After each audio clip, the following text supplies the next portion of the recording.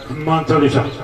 हाँ, अब एक बात आप सुन लिए, जब ये कथा होगी तो सबसे पहले हनुमान चालीसा का पाठ होगा और उसके बाद में 5 दोहे रामचरितमानस के सामूहिक पाठ होगा। माताओं, बहनों और भाइयों से ये निवेदन है कि कल से आप सभी रामचरितमानस की पुस्तकें लेकर आए, ताकि 5 दोहा आप हमेशा पाठ के रूप में याद करें। और अगर किसी के पास में रामचरितमानस की पुस्तक नहीं है तो हमारे बीच में गीता प्रेस की एक स्टाइल लगी हुई है, अभी आ जाएंगे वो, उनके पास में रामचरितमानस का गुटका है, आप लोग उनसे खरीद लीजिए। और नित्य प्रति 9 दिन तक रामचरितमानस सामूहिक पाठ होगा, 5 दोहा हमेशा होगा। पहले आप लोग सभी मिलकर के सुंदर का ने हनुमान चालीसा बोलिए और उसके बाद में 5 दोहा का पाठ करें। अब हमारे बीच में हमारे इसी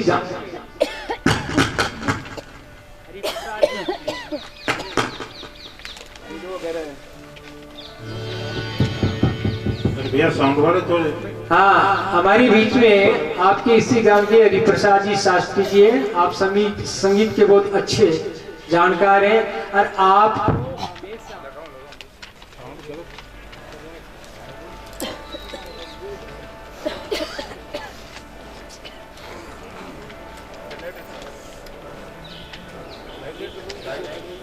पांच दोहे रामचरितमानस का हमेशा पाठ होगा। सभी भाई पुस्तक के लेकर आए।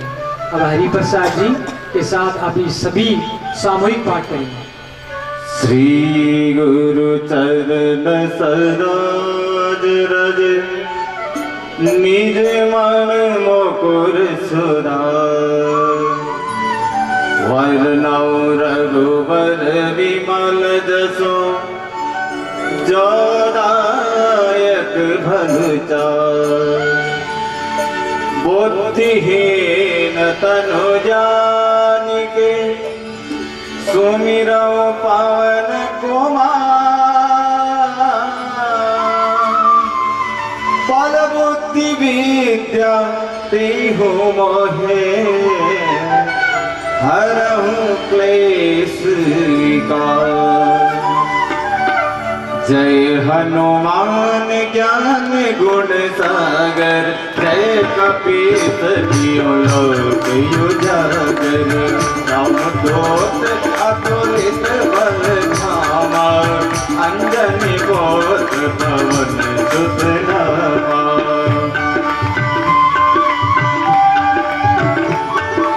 महावीर विक्रम बजरंगी कुमति निवार सुमति के संगे कंचन वदन विराज सुवेता कानन कुंडल कुंचित केसा हाथ भद्र अरु ध्वजा विराजे कांधे मोज जनेऊ धाजे शंकर सुवन केसरी नंदन कीर्त प्रताप महाजगवंदन।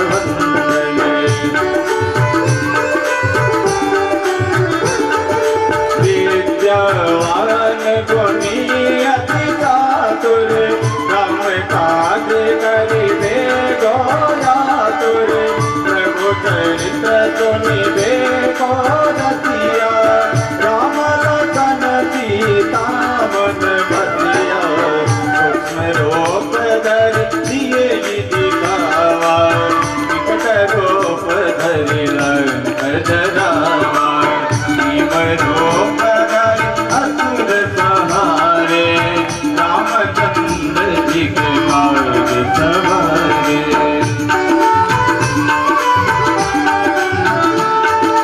लाय संजीवन लखन जिवाए श्री रघुवीर हरषि उर लाए रघुपति कीन्ही बहुत बड़ाए तुम मम प्रिय भरत सब भाई भजन तुम रो जस गावे अस कहि श्रीपति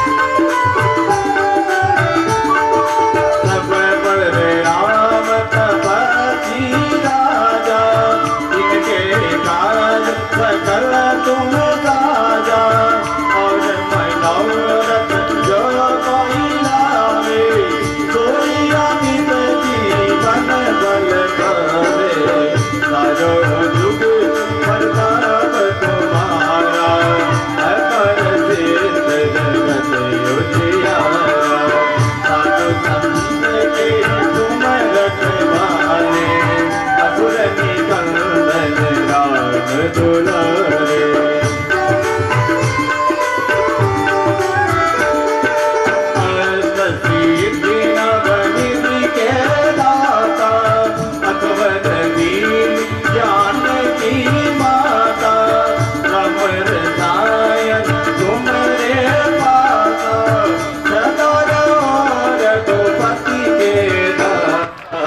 तुमरे भजन राम को पावे जन्म जन्म के दुख बिसरावे अंत काल रघुवर पुर जाए राजन विमर्श कहो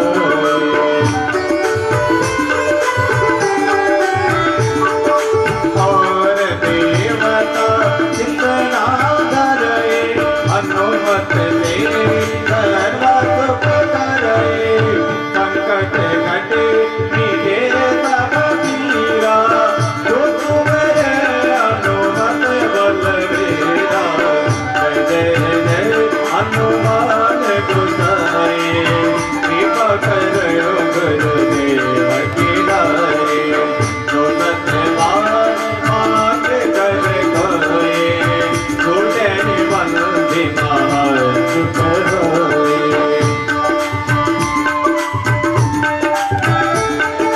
जो यह पढ़े हनुमान चालीसा होय सिद्धिदा की गौरीता तुलसीदास सदा हरि तेरा कीजे नाथ हृदय मडेरा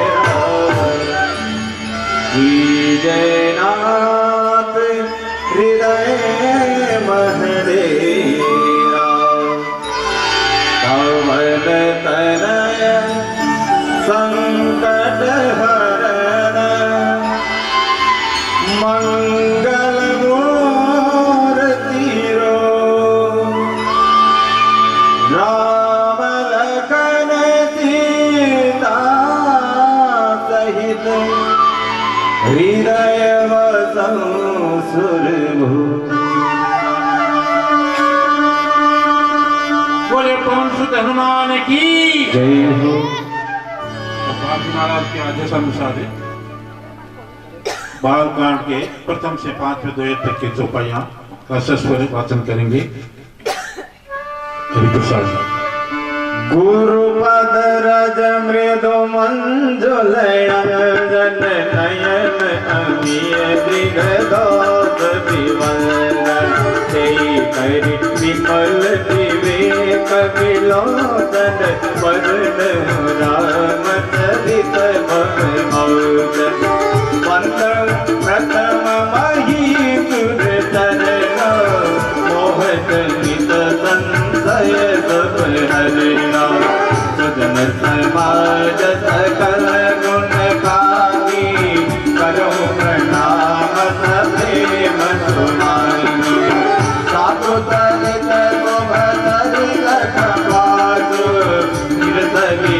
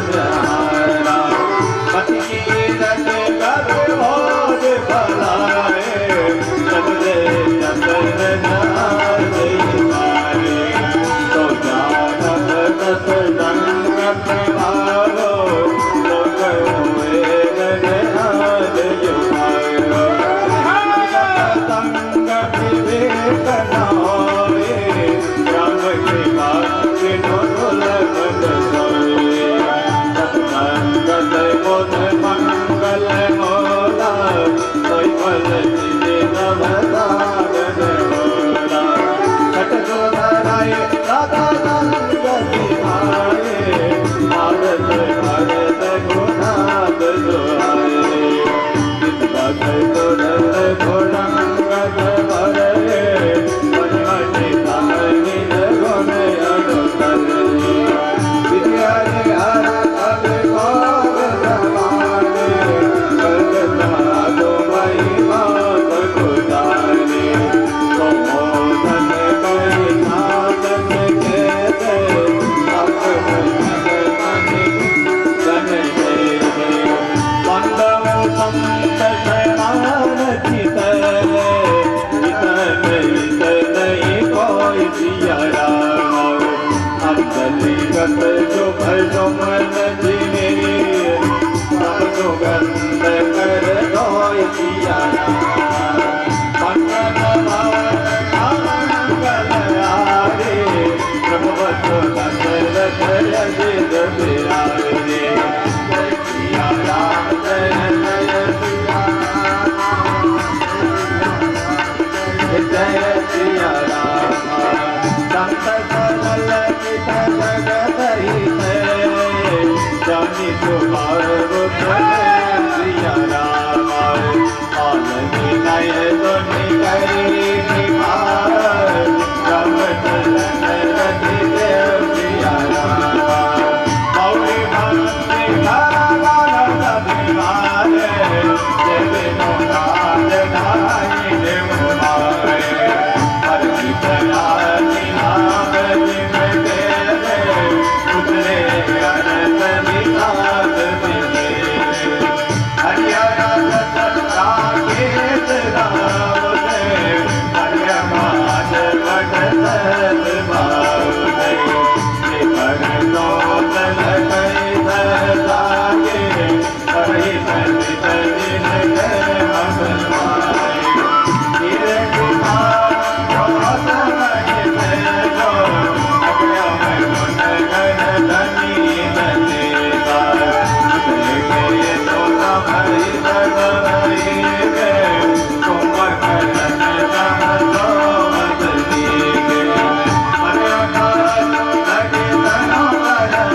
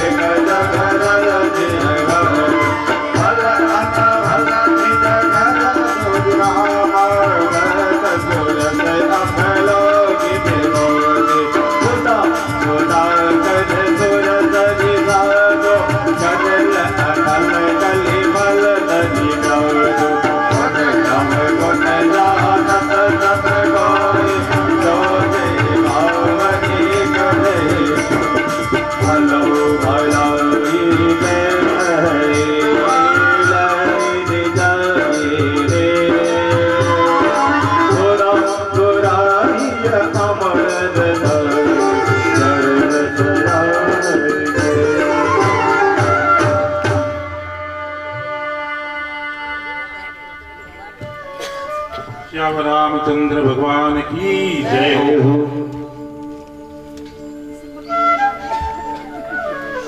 अपने यहाँ प्रभु जी की असीम कृपा से सोनी परिवार की ओर से दिव्य राम कथा का आयोजन 1 दिसंबर से 9 दिसंबर तक किया जा रहा है। आज प्रथम दिन की सभा में मैं आप लोगों का हार्दिक अभिनंदन करता हूँ। आपके अंतःकरण में विराजमान अनंत कोटि ब्रह्मांड नायक परात्पर करुणा वर्णालय निरंजन निराकार ज्योति स्वरूप ब्रह्म परमात्मा सच्चिदानंद आनंद भगवान श्री राम जो विराजमान है, उनको मैं प्रणाम करता हूँ। आज प्रथम दिन है, थोड़ी बहुत अव्यवस्था हो सकती है पहले दिन।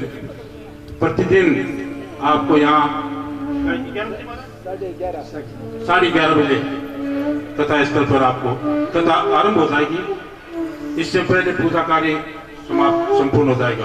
प्रतिदिन इसी तरह से चलेगा और कथा बड़े भाग्य होते हैं जब जीव के अनंत कोटि पुण्यों का उदय होता है, तभी जाकर के उसे दिव्य राम कथा सुनने का शुभ अवसर मिलता है।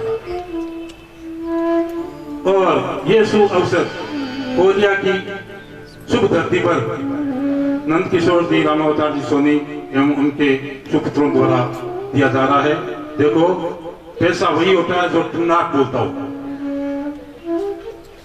अभी इन दिनों में देश में जो नोटबंदी की वजह से चहल पहल मची हुई है, लोगों के करोड़ों रुपए काले धन जल कर भस्मी हो गए, उनका राम कथाओं में लगाना हाथ की बात नहीं है। सद कमाई होती है, वही सद कार्य में लगती है। आप लोगों से ये विशेष लंबी चौड़ी बात मैं आपको नहीं कहूंगा, क्योंकि कथा का समय आज वैसे ही काफी लंबा चला गया है। आपको एक ही निवेदन है कि इन 9 दिनों में आप अपने आप को इस अयोध्या धाम में माने। ये अयोध्या धाम है, जहाँ राम की कथा होती है, वो अयोध्या धाम होता है। आप अपने आप को अयोध्या धाम में माने और राम जी की जो भी बाल क्रियाएं होती है, बाल क्रियाएं होती है, उनके साथ आप भी शरीक होते रहे। और प्रतिदिन इसी तरह से कथा आरंभ होएगी और आपको संत, देखो संतों की महिमा अभी प्रथम चौपाइयों में आई है। और संतों के मुख से, संतों के तो दर्शन, संतों की तो रसकरण, मंगल संत समाजु जो तीर्थ यानी तीर्थ, आज प्रत्येक तीर्थ है, इनके श्रीमुख से आप ये कथा सुन रहे हैं। अब मैं संत महात्मा को प्रणाम करता हुआ अपनी वाणी को विश्राम देता हूँ। आगे कथा शुरू करेंगे।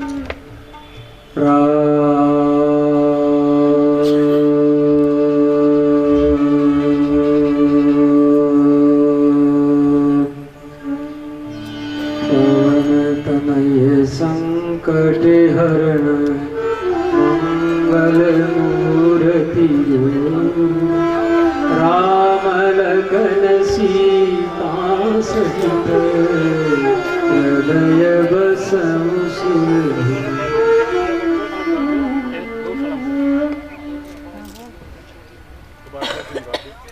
सभी संतों के चरणों में प्रणाम करता हुआ, जो संत पहले भजन करके और भगवान में विलीन हो गए हैं, उन्हीं के चरणों में मैं प्रणाम करता हुआ, तथा वर्तमान में जितने भी संत महात्मा हैं उनके चरणों में प्रणाम करता हुआ, गुरु महाराज के चरणों में प्रणाम करता हुआ, संतों के मुखारविंद से तथा गुरु महाराज के मुखारविंद से मैंने जो भगवान श्री राम की कथा सुनी है, सीखी है, वो ही कथा में आप लोगों को कहने की कोशिश करूं।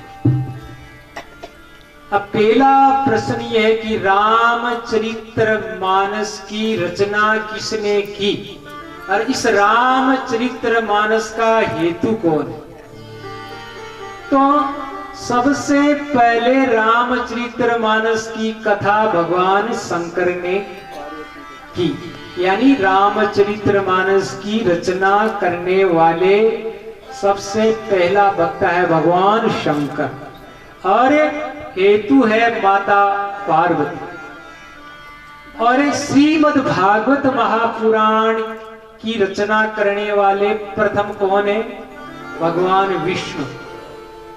तो भगवान विष्णु के मुख से ये श्रीमद् भागवत महापुराण निसरी है, और ये रामचरितमानस है वो भगवान शंकर के मुख से निसरी है।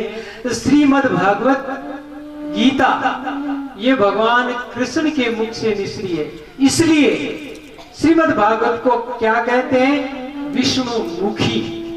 और रामचरितमानस को क्या कहते हैं? शिव मुखी। और गीता को क्या कहते हैं? कृष्ण मुखी। तो श्रीमद् भागवत महापुराण सबसे पहले भगवान विष्णु ने ब्रह्मा जी को ये श्रीमद् भागवत महापुराण सुनाई, और ब्रह्मा जी ने ये श्रीमद् भागवत महापुराण सनकादिक ऋषियों को सुनाई, और सनकादिक ऋषियों ने ये श्रीमद् भागवत महापुराण नारद जी को सुनाई, और नारद जी ने ये श्रीमद् भागवत महापुराण वेद व्यास जी भगवान को सुनाई, और वेद व्यास जी ने अपने पुत्र सुखदेव जी को सुनाई, और सुखदेव जी ने श्रीमद् भागवत महापुराण राजा परीक्षित को सुनाई। तो इस श्रीमद् भागवत का रचयिता भगवान विष्णु है, और इनका हेतु है राजा परीक्षित। राजा परीक्षित को मोह हो गया, इसलिए उन्होंने सुखदेव जी ने श्रीमद् भागवत महापुराण सुनाई। और ये रामचरितमानस है, ये भगवान शंकर ने माता पार्वती को सुनाई, और भगवान शंकर ने ये श्रीमद् भागवत महापुराण है वो किसको सुनाई? लोमस ऋषि को सुनाई।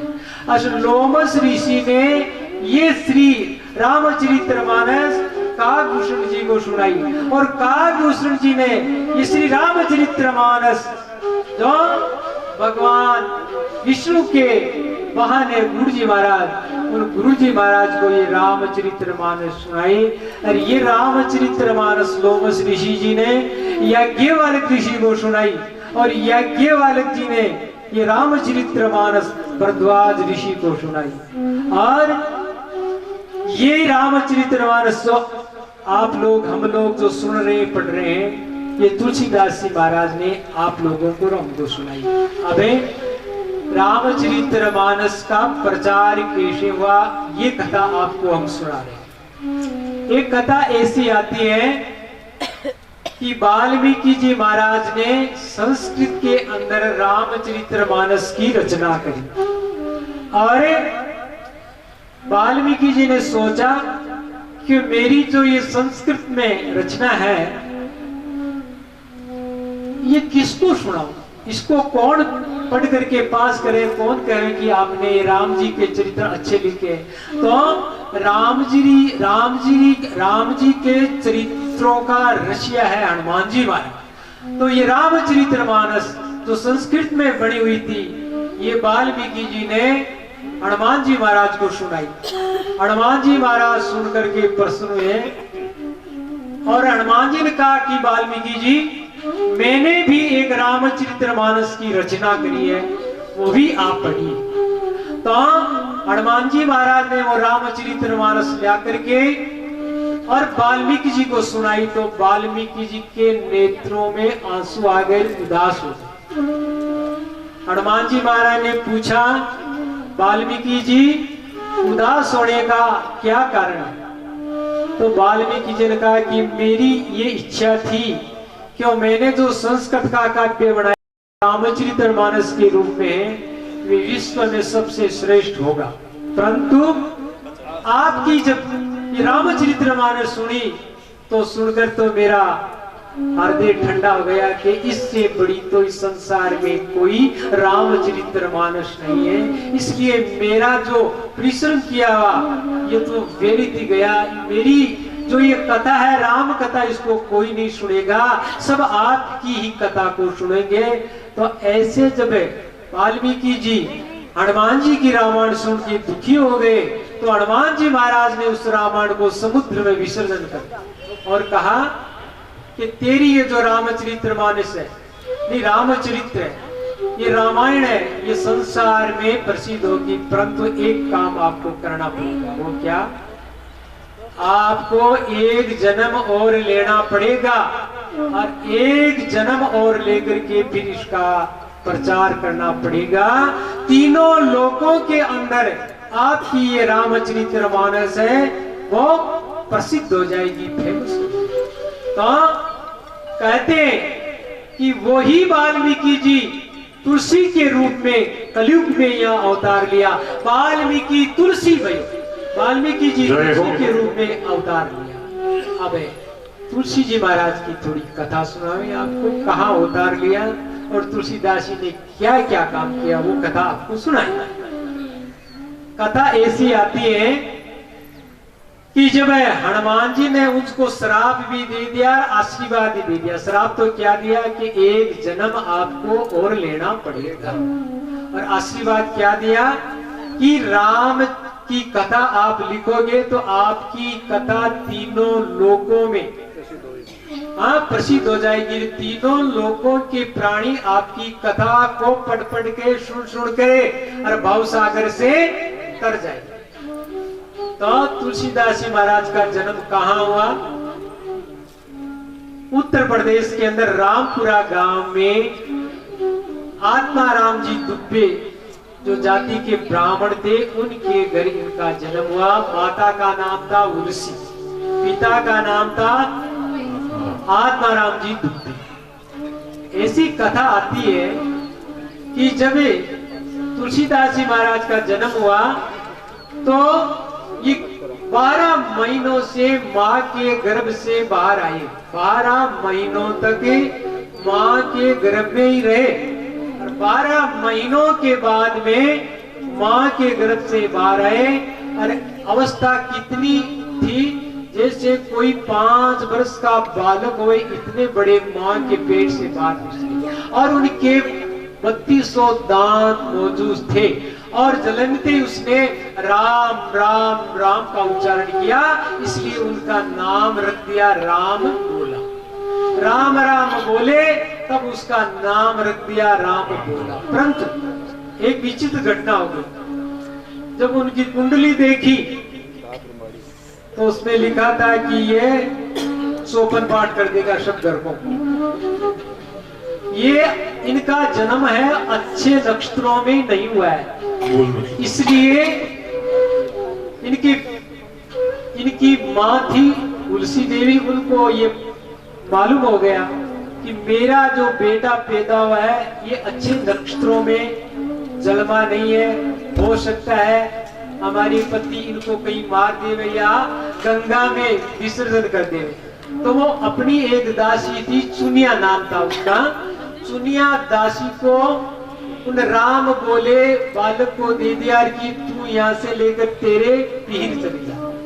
तो तुलसीदास जी महाराज को वो लेकर के अपने पीर चली गई। पीछे से क्या हुआ, तुलसीदास जी की माता उलसी हुआ परम धाम पहुंच गई।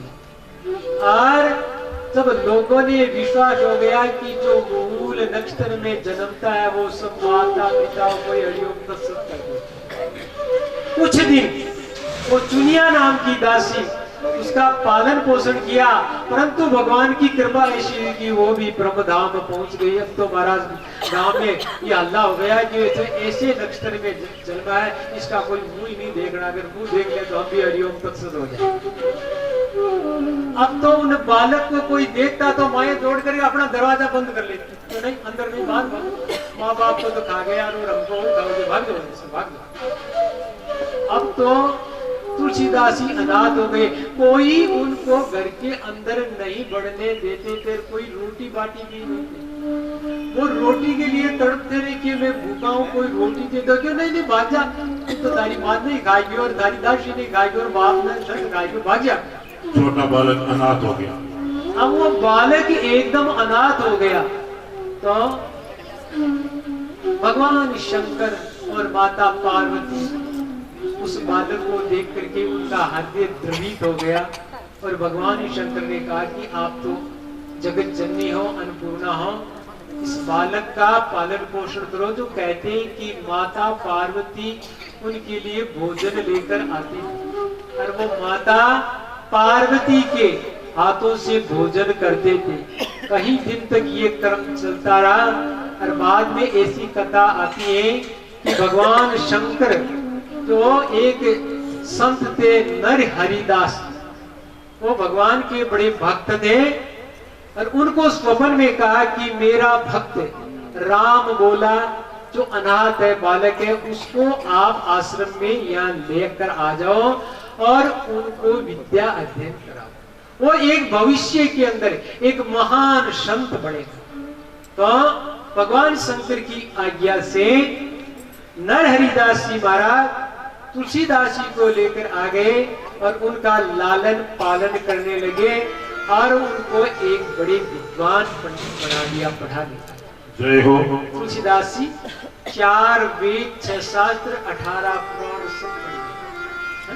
अब कथा ऐसी आती है कि विद्वान हुए कथा भी करने लगे। तो कथा ऐसी आती है कि एक गांव का एक पंडित था, उनने देखा कि तुलसीदास जी ऐसे बड़े पंडित है, पंडित के साथ में सदाचारी भी है। विद्या भी पढ़ ले पर जिसमें सदाचार नहीं हो विद्या किस काम? विद्या भी होना चाहिए और मनुष्य में सदाचार भी होना चाहिए।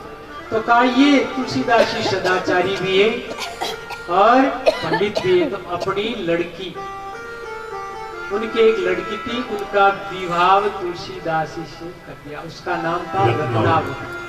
रत्नावती के साथ उनका विवाह कर दिया। अब तो महाराज तुलसीदास जी गृहस्थी हो गए और गृहस्थ जीवन व्यतीत करने लगे।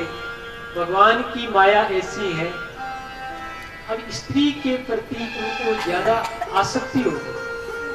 अब वो कहती कि मैं पीर जाऊं, तो वो कहते नहीं पीर नहीं जाना, अभी नहीं जाना, अभी ठहरो चले जाओ। एक दिन उनका भाई आ गया, अरे तुलसीदास जी तो कई बार गए हुए थे, पीछे से वो अपनी बहन को लेकर आ गए। तुलसीदास जी जब आए तो उन्होंने देखा कि घर में स्त्री नहीं है। पूछा अड़ोसी पड़ोसी के वो घरवाड़ी कहाँ गई, कि उनका तो भाई आया वो लेकर चले गया, तुम तो उनको पीर तो भेजते नहीं हो, भाई आ गया चली गई।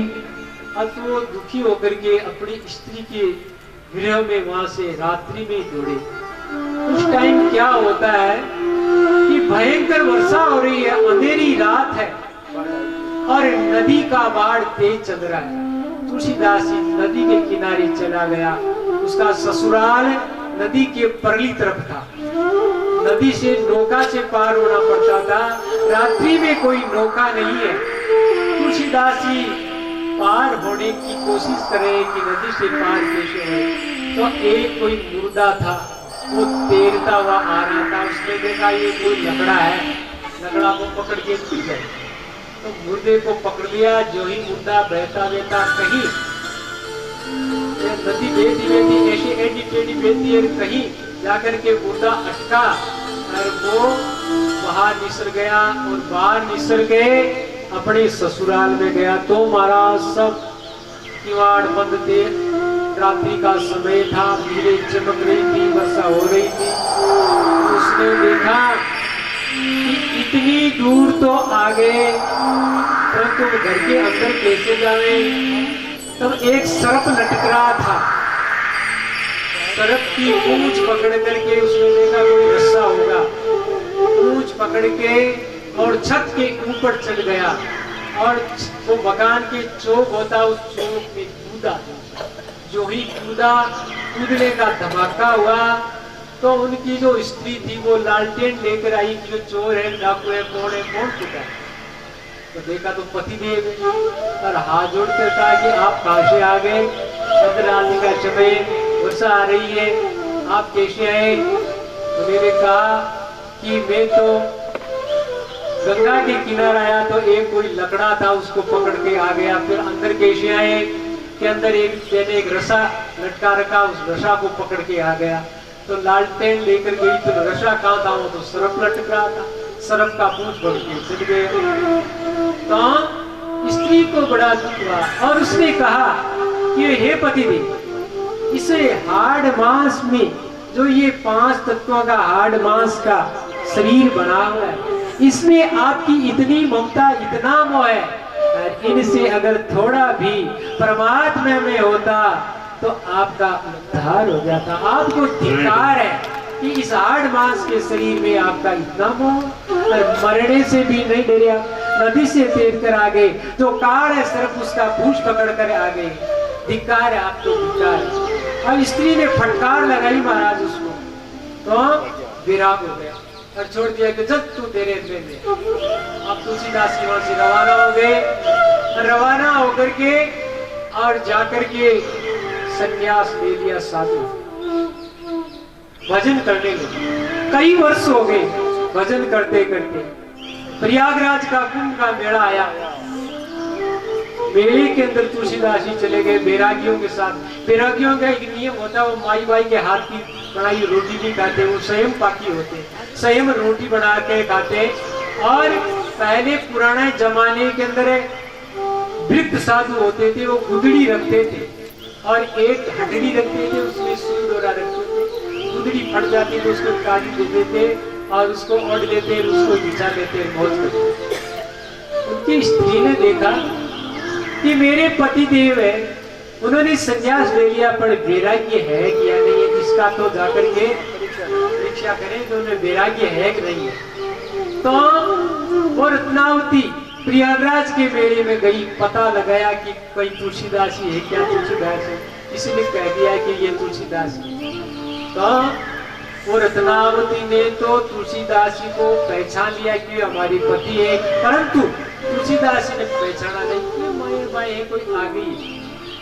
उसने कहा, तुलसीदास जी उस टाइम क्या कर रहे थे, अपनी जोड़ी से सुई और डोरा निशा करके और गुदड़ी के तारी दे रहे थे। तो उन्होंने प्रणाम किया, क्यों माता जी, नहीं महाराज जी, हाँ, कि आपको क्या पता टांका टेबा कैसे देते, ये तो माइयों बाइयों को काम है, हमको नहीं है गुदड़ी, हम आपकी गुदड़ी के कारी देते। उसने कहा नहीं, हम बस मेरा की साथ में माया माया का आगे बढ़ा देते हैं, दूर रह, दूर रह। तो उसने एक दुआ किया, हाँ, हटड़ी में थारा सुई डोरा, हटड़ी में थारे सुई डोरा, और त्रिया को थारो त्याग, के तो कंध साध ले लियो, नहीं तो पूर्ण लियो मेरा। अरे ते साधु हो गया, हाथ नहीं लिया फिरो। अरे तुलसीदास ने क्या, देवी तू लेने आएगी कि भाग क्यों लेने आएगी। तो तुलसीदास जी ने उसको डोरे ओरे को सबको नदी में फेंक दिया और पूर्ण वैराग लेकर के और भजन में लगा। मेरे मन मेरा मतन मेरा, रोम रोम में राम रे, राम सुमिर में ध्यान रे, छोड़ जगत के काम रे, बोलो राम, बोलो राम, बोलो राम राम राम, बोलो राम, बोलो राम, सिया राम राम राम।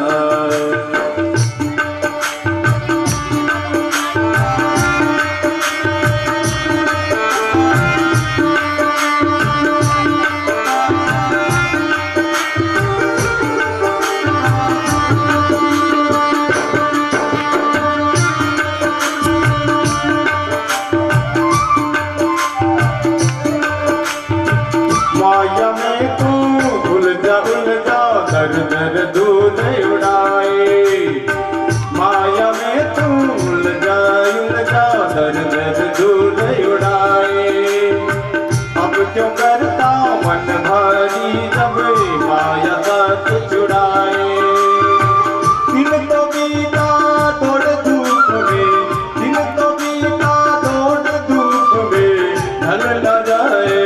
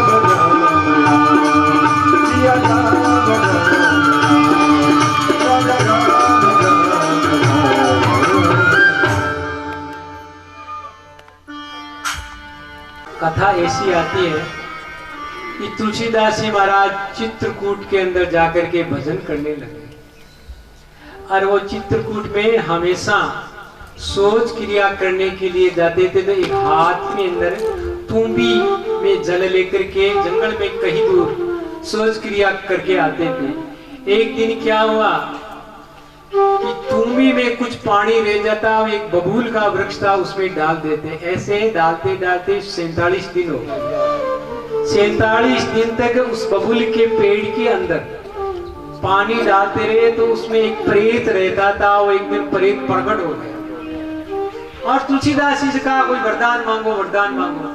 तुलसीदास जी ने कहा कि मैं तेरी कोई सेवा तो करी नहीं, तेरा कोई उपकार तो किया ही नहीं, ये वरदान काहे का? उसने कहा कि हम जो प्रेत है हमको शुद्ध जल नहीं मिलता, हमको अशुद्ध चीजें मिलती है। आपने जो अशुद्ध जल था, जो सोच क्रिया करने के बाद में पीछे रह जाता, वो जड़ 47 दिन तक हमको पाया, इसलिए हम आपके ऊपर प्रसन्न है, बोलो क्या चाहते हो?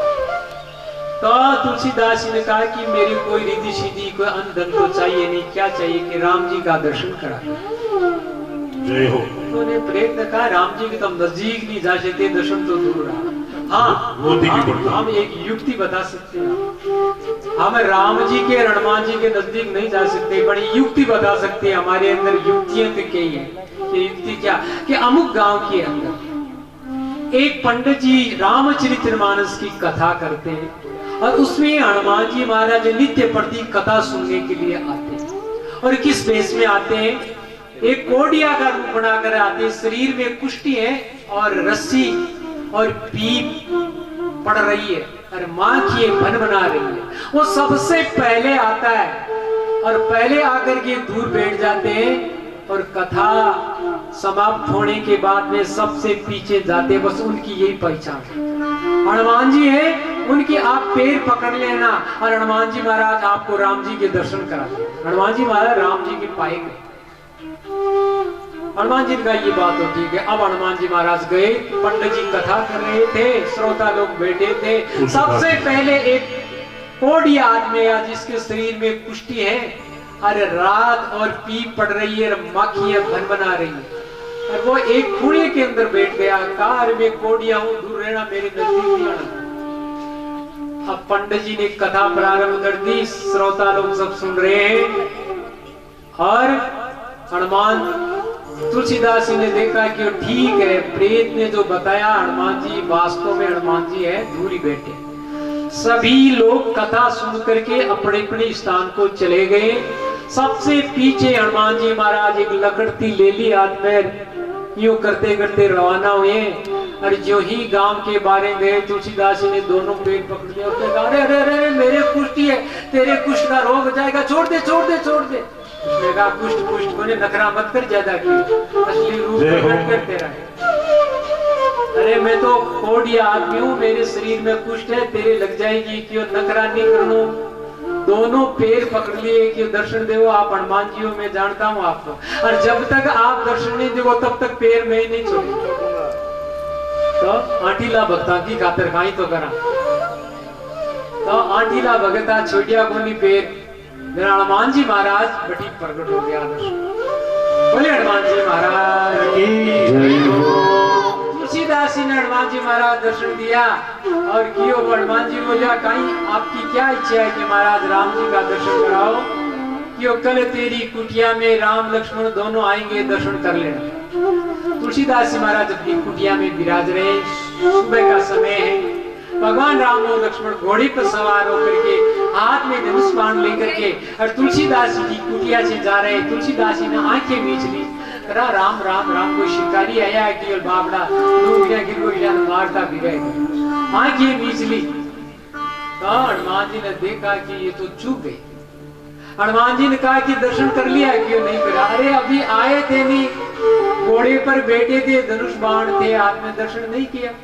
कि महाराज मैं तो चूक गया, मैंने देखा कोई शिकारी है, कोई हिरण खरगोश को मारने के लिए आए, मैं तो चूक गया। तो चल कल तेरे को वो चित्रकूट के घाट पर दर्शन होगा, जब तू तिलक करेगा नहीं उस टाइम दर्शन हो जाएगा।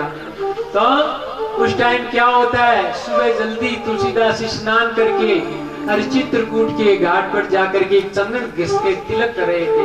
उस टाइम एक साधु का रूप बना करके स्वयं त्रिलोकीनाथ भगवान आते और कहते बाबा मेरे को चंदन दो, मैं भी तिलक करूंगा। तो एक दुआ बनाया है, चित्रकूट के घाट पर अरे भाई संतन की तुलसीदास चंदन घसे तिलक करत तुलसीदास ही चंदन घसे भगवान त्रिलोकी के नाथ चंदन मांग रहे। तो तुलसीदास ने फिर भी नहीं समझे, तब तोता बन के ये दोहा हनुमान जी ने बनाया। तब तुलसीदास जी राम जी के चरण पकड़ लिए और उसी रूप में धनुष के रूप में तुलसीदास जी को हाथ में धनुष बाण लेकर के दर्शन दिया। बोलिए रामचंद्र भगवान की जय। तुलसी दपा पिछानिए भलो बुरो का काम, प्रेत शो हनुमत मिल्यार हनुमत शो पिता। तो प्रेत से थी हनुमत मिले हनुमत से थी। प्रेत की पूजा करी तो प्रेत से हनुमत मिल गया और हनुमत से राम जी मिल गए। अब तो तुलसीदास जी महाराज चित्रकूट में रहे हैं।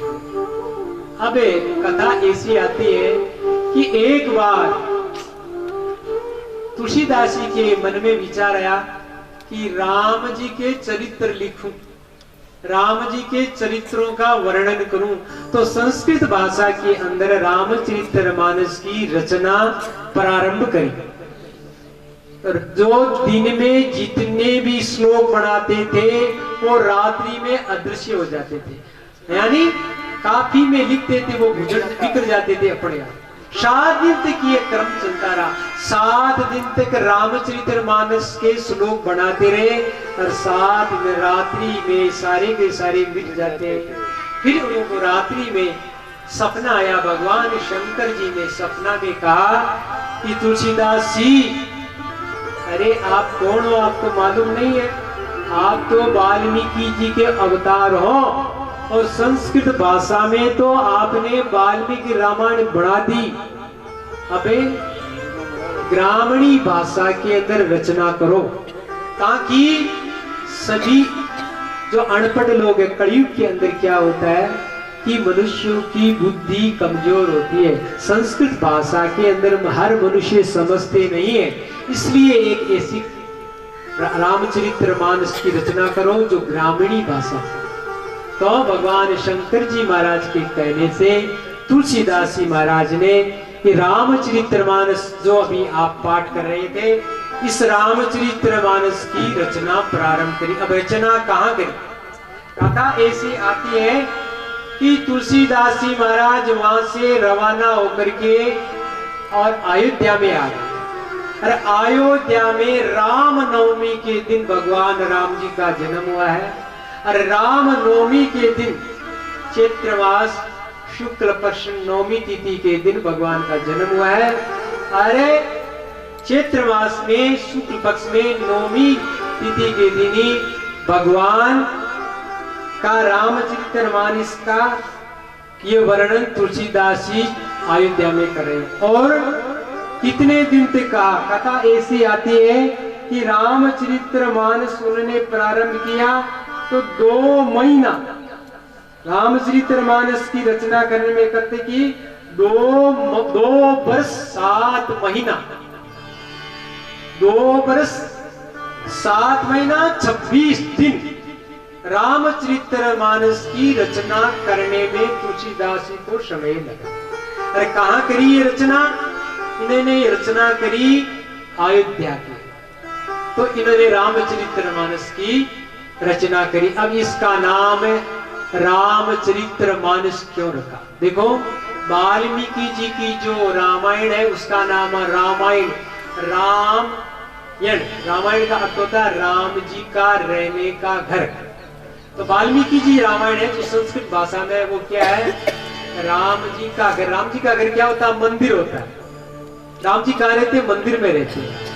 तो वाल्मीकि रामायण है वो राम जी का रहने का मंदिर है। और तुलसीदास जी की रामायण है क्या है? वो गंगा है।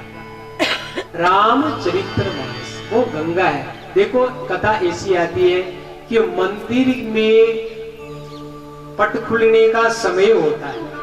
सुबह 6 बजे पट खुलेंगे तो 12 बजे पट बंद हो जाएंगे। 4 बजे तक चाहे महादेव जी आ जाए तो भगवान के पट नहीं खुलते। 4 बजे के बाद में पट खुलेंगे, 9-10 बजे शयन हो जाएगी, फिर सारी रात पट बंद रहेंगे, सुबह खुलेंगे। और नियम होता है, मंदिर में हम जब जाते हैं तो नहा धो करके शुद्ध होकर के जाते हैं। और एक मंदिर के अंदर कोई नहीं बढ़ सकते, बाहर से दर्शन करो। पर ये जो रामचरितमानस को क्या कहते हैं? गंगा जी कहते हैं। गंगा का क्या नियम होता है? गंगा में कोई समय नहीं है कि इस टाइम गंगा में नहाना, इसलिए नहीं नहाना। चाहे रात में नहाओ, चाहे दिन में नहाओ, मर्जी आवे जाए नहाओ। अरे मंदिर में तो शुद्ध होकर के जाते हैं और गंगा में अशुद्ध होकर के जाते हैं तो शुद्ध हो जाते हैं। तो ये रामचरितमानस है, तुलसीदास जी की गंगा है। इसमें कहीं ना हो, किसी टाइम ना हो, और कोई भी जात का ना हो। मंदिर में हर जाति के आदमी नहीं बढ़ती। आज का तो समय हो गया ऐसा है। पहले जो शेड्यूल कास्ट के लोग थे उनको मंदिर में नहीं बढ़ने देते थे। अभी दक्षिण के अंदर ऐसे मंदिर है जिसमें लिखा है ओनली हिंदू, केवल हिंदू से अंग्रेज उसके अंदर नहीं बढ़ सकते। ऐसे मंदिर भी है। तो ये जो तुलसीदास जी की रामचरित्र है, ये गंगा है। इसमें चाहे हिंदू हो, चाहे मुसलमान हो, जो पापी हो, चाहे पुण्यवान हो, कोई भी किसी टाइम किसी अवस्था में नहा सकते, गोता लगा सकते। रामचरितमानस है गंगा। अब देखो रामचरितमानस क्या है? ये रामचरितमानस भगवान राम जी का श्री विग्रह यानी शरीर है। और इस रामचरितमानस में 7 कांड है। पहला कांड क्या है? बालकांड। बालकांड है भगवान राम जी का मस्तक, और अयोध्या कांड है भगवान की नस गिरवा, और अरण्य कांड है भगवान राम जी की छाती, और किष्किंधा कांड है उधर पेट, और सुंदर कांड है दोनों जांघे, दोनों टांगे, और लंका कांड है दोनों घुटने, और उत्तरकांड है पेट। ये भगवान का श्री विग्रह रामचरितमानस। और रामचरितमानस क्या है? हमारे देश के अंदर 7 पुरी है, उसको कहते हैं मोक्षदायिनी पुरी। यानी उन पुरियों में नहाने से आदमी पवित्र हो जाता है, उनके सारी पाप नष्ट हो जाता है, परमात्मा की प्राप्ति हो जाती है। तो ये रामचरितमानस तुलसीदास जी ने रचना की, तो इसके 7 कांड बनाए। तो अयोध्या कांड, बालकांड, अयोध्या कांड, अरण्य कांड, किष्किंधा कांड, और सुंदर कांड, और लंका कांड, और उत्तरकांड, ये 7 कांड बनाए। तो ये 7 पुरी है।